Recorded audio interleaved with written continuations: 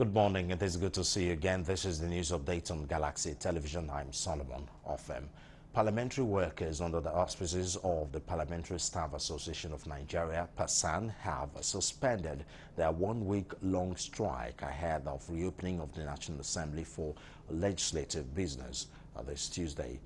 Galaxy's Godfrey will report that the parliamentary workers agreed to suspend the strike after reaching an agreement with the National Assembly leadership to pay for June and July as part of meeting their demands for payment of outstanding wages and allowances. The National Assembly workers had last Monday shut down the premises of the legislature, blocking the main entrance and cutting water and power supplies to the buildings. The same President and Chairman of the National Assembly, Senator Ahmad Lawan, had held a meeting with PASAN leadership last Friday in an attempt to convince the workers to call off their strike ahead of today's resumption of plenary. It is now time for us to go to the National Assembly, the venue where our correspondent Godfrey Oshimge is on standby. Godfrey, good morning. Good morning. So what is happening there this morning? Thanks for having me. Well, Solomon, at the National Assembly, as I speak this moment, there was a little disruption of resumption of the plenary this Tuesday after the 4 weeks break to allow members of the National Assembly go ahead with the party primaries. So finally, the parliamentary workers finally shelved their 1 week-long strike to ensure that legislative business go on unhindered. Of course, the agreement reached was to ensure that the payments of their allowances, between June and July are sorted to, make peace, temporarily, be on ground to ensure that parliamentary business is not disrupted. But then, of course, the senators are already coming in to start to kick off plenary after the 1 month-long break. I've seen the Deputy Senate President and other senators who have resumed. And of course, unlike the usual time of resumption of plenary, which is 10 a.m., the resumption of plenary today is going to be at 12. Of course, the initial disruption of the initial blockade of the entrance, the main entrance of the National Assembly, cannot be disconnected from this. So plenary will be starting at 12. Information I'm gathering from the sources in the National Assembly. So what was the agreement reached, or was it just the fact that the Senate President had a meeting with them was what convinced them to call off the strike? Well, they've not called off the strike. Okay. They actually suspended the strike.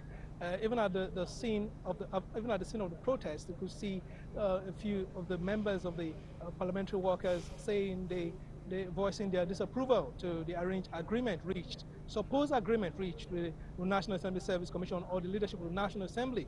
They're saying, well, the strike should have gone on till today to make sure the impact of the action we started since last Monday is felt. Because shielding their sword at this moment will amount to weakness on their part. That the impact of the strike action have started since Monday will not be felt since it hasn't. The plenary, which should have been the main aim of the protesting workers, the senators are resuming, National Assembly, the parliamentarians are resuming plenary today, and the strike is being called off today.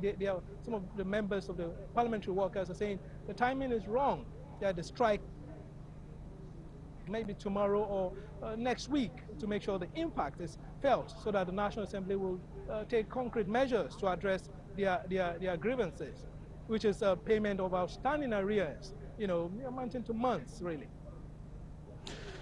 Okay, thank you very much, Godfrey Oshimge. We'll be hearing from you as the situation progresses. Thanks so much. That's our correspondent Godfrey Oshimge talking to us from Abuja and a venue of the National Assembly. Moving on, as part of efforts to ensure religious harmony in the country, Youth Wing of the Christian Association of Nigeria, YOWICAN, are calling on all political parties for a balanced political leadership. While addressing journalists in Abuja, the national chairman, YOWICAN, Beluso Chukwunwe, said a call for Muslim president by certain individuals is a callous and deceptive one.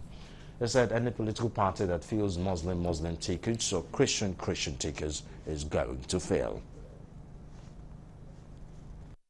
It is a slap on the entire Christendom, a plot to destabilize Nigeria. This is an insult, devalues, and dehumanizes millions of Christians in Nigeria. Any political party that feels a Muslim ticket or a Christian ticket should know today that they are about to fail. You are all aware that Nigeria is a secular state. It's not a religious, one religion or another. It's a state that brings everybody together, both the Christians, the Muslims, and other religion together. We are talking about competence, and we look forward that when we have a Christian Muslim ticket, it will balance the equation.